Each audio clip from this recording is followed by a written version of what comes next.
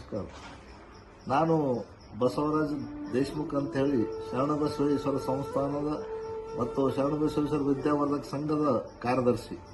ನಮ್ಮ ಆರಾಧ್ಯ ದೇವರಾದ ಶರಣಬಸವೇಶ್ವರರಿಗೂ ಮನದಲ್ಲಿ ನೆನೆದು ನಮ್ಮ ಪರಮ ಪೂಜ್ಯ ಅಪ್ಪಾಜಿಯವರು ಮಾತೋಶ್ರೀ ದಾಕ್ಷಿಣಾಚಾರ್ಯರಿಗೂ ಮತ್ತು ಚಿರದೊಡ್ಡಪ್ಪ ಅಪ್ಪಾಜಿಯವರಿಗೂ ಪಾದಕ್ಕೆ ವಂದಿಸಿ ಮತ್ತೊಮ್ಮೆ ಎಲ್ಲ ಶರಣಾರ್ಥಿ ಹೇಳುತ್ತಾ, ಸಂವರ್ಧ ಕರ್ನಾಟಕ ವೇದಿಕೆಯವರು ಸಮಾಜದ ವಿವಿಧ 50 ಸಂಘಟನೆಗಳೊಂದಿಗೆ ಕೂಡಿ ಬಹುತ್ವ ಸಂಸ್ಕೃತಿ ಭಾರತೋತ್ಸವ ಕಾರ್ಯಕ್ರಮವನ್ನು ನಮ್ಮ ಕಲಬುರಗಿಯಲ್ಲಿ ಹಮ್ಮಿಕೊಳ್ಳಲಾಗಿದೆ.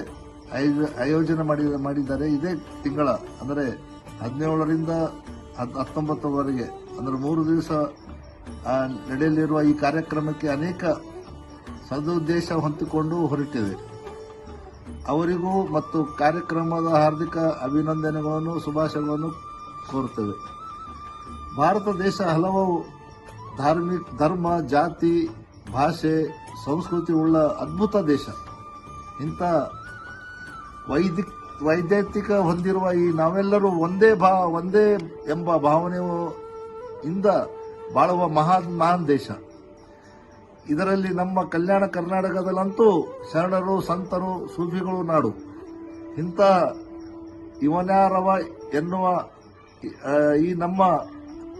ನಮ್ಮವ ಅಂತ ಒಪ್ಪಿಕೊಂಡು ಈ ನಾಡು ಸಮಾನತೆ ತತ್ವ ಸಾರಿ ದೀನ ದಲಿತರಿಗೆ ಮತ್ತು ಹೆಣ್ಣು ಮಕ್ಕಳಿಗೆ